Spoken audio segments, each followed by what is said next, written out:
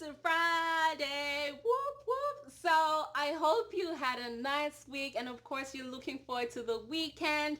I am a happy bunny because of course it's good to be alive. So we should be thankful for every day because of what's going on around the world. But first, in this Cocktails and Suitcases, let's do a recap on last week.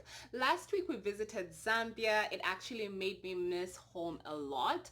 And for this week's Cocktails and Suitcases, we're going to be talking about something that's affecting the travel industry in a big way. It's not only affecting the travel industry, it's also affecting the economy, it's affecting the financial markets, trading, and everything. In fact, on Wednesday, the World Health Organization actually declared it to be a pandemic. So yes, we are talking about the coronavirus. We've read about it, we've seen the videos, and of course I thought this week let's concentrate on the restrictions, the measures that other countries are taking regarding traveling. So this Cocktails and Suitcases, we are not packing our bags to travel. Instead, we are staying at home and seeing how everything plays out. We are going to be safe. So let's talk about the countries and the measures that are taking in place. China. So China, of course, that's where it was first reported. For China, there's been a policy that's put to place on on how people can move around the country. And in fact, it was reported that largely a lot of people were confined in their homes for almost 50 days. I can only imagine how stressful that is. For Italy, of course, the country of soccer, and of course the league that's in Italy. Can you imagine most of the events being cancelled, and of course Italy's government actually declaring Italy to be a red zone, meaning people should stay at home except for work and other emergencies. So it is hitting a lot of countries in a very, very bad way. So the primary goal is to keep people from gathering in groups. So all museums, cinemas, theaters have been closed until April 3rd. And if you're moving from one town to another, you're required to sign in a police form, self-certifying that you're traveling for work, health, or an emergency. So that's what's happening in Italy. In Ireland and Norway, of course, some schools and colleges and childcare has been closed. Czech Republic has actually has declared a state of emergency as well, and has like the entry of 15 countries in the Czech Republic has actually been put in place. There's a restriction zone when it comes to Czech Republic as well.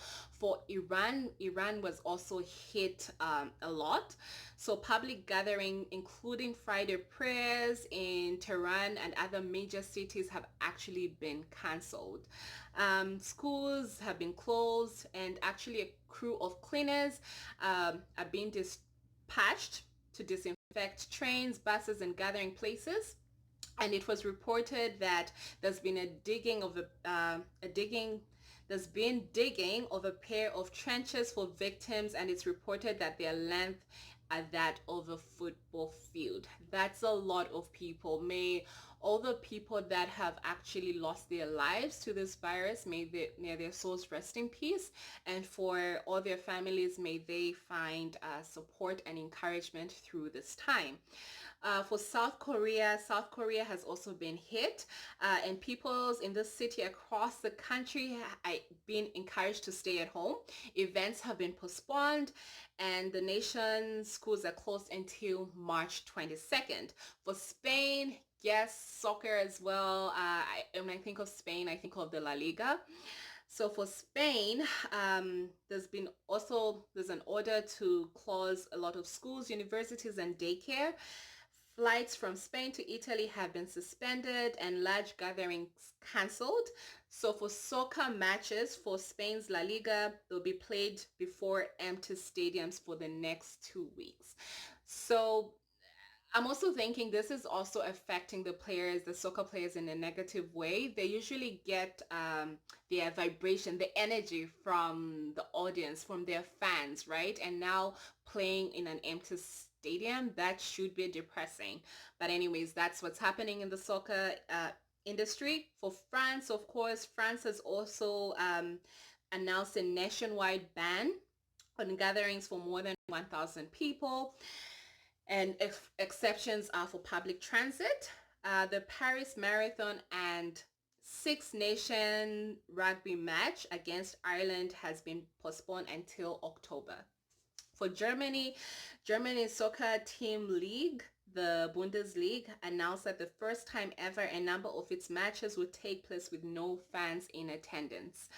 And there's also been like the health minister encouraged canceling events that draw more than 1,000 people. For Japan, Japan on Monday actually announced that it's taken tougher border control measures that essentially ban travelers from China and South Korea until the end of the month.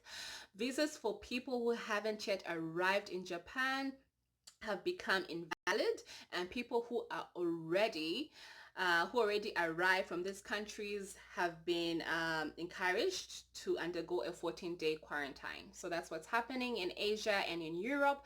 And one thing about the soccer lovers as well is now, instead of Euro 2020, it's been postponed to Euro 2021.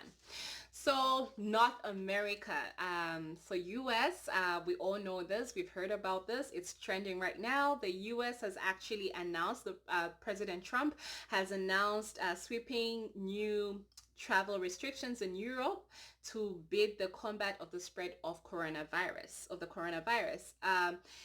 He was also put restrictions on 26 European countries for the next 30 days. For Canada, Canada's Prime Minister actually tweeted today to say on Thursday to say he was going self-isolation after his wife experienced some mild flu-like symptoms after returning from a speaking event in the UK.